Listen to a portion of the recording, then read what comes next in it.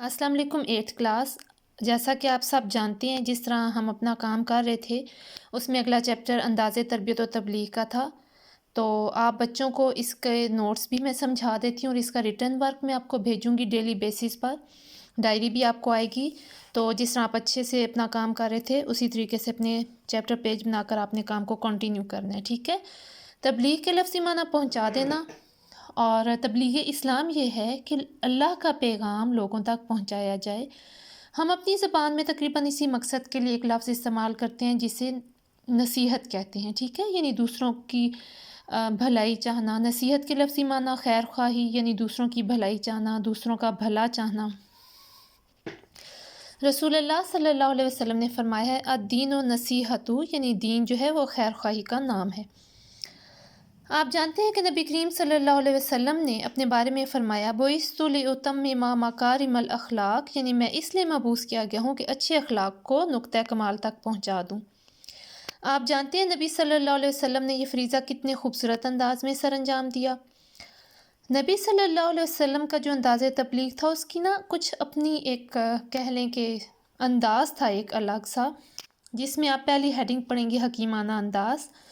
آپ کی بک پر page number 34، 35 اور 36 پر یہ سبق موجود ہے، آپ نے خود بھی اس کی ریڈنگ کرنی ہے، ٹھیک ہے۔ تو آپ یہ دیکھیں کہ نبی صلی اللہ علیہ وسلم جب لوگوں کو نصیحت فرماتے تھے تو وہ لوگوں کو بتاتے تھے، مثالوں کے ذریعے سمجھاتے تھے، ٹھیک ہے۔ نماز کی اہمیت کے متعلق نبی پاک نے نماز کی اہمیت کو سمجھانے کے لیے دروازے کے آگے سے نہر گزرنے کی مثال دی۔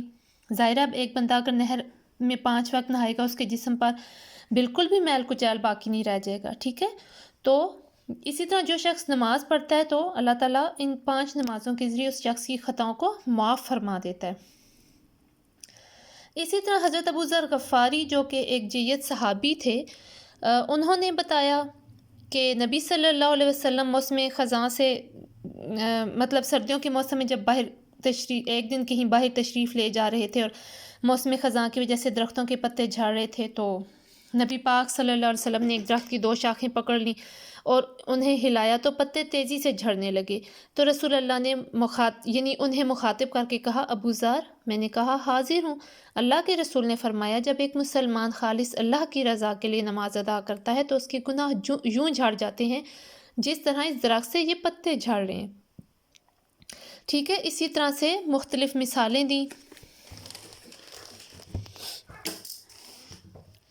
اسی میں آگے آپ دیکھ لیں، یتیم کی کفالت کرنا بہت بڑی نیکی ہے، اس کے سلسلے میں اسی طرح صراط مستقیم پر چلنا کتنی بڑی نیکی ہے اور اس کا کتنا اجر و ثواب ہے، اس کی مثال آڑی ترچھی لکیریں لگا کر دی۔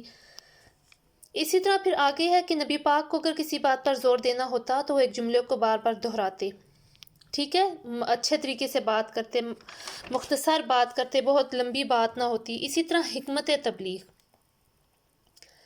یعنی اصل میں اس ٹاپک کا جو مقصد ہے وہ ہم مسلمانوں کے لیے کہ ہمیں جب تبلیغ کرتے ہیں تو ہمیں کیسا انداز اختیار کرنا چاہیے۔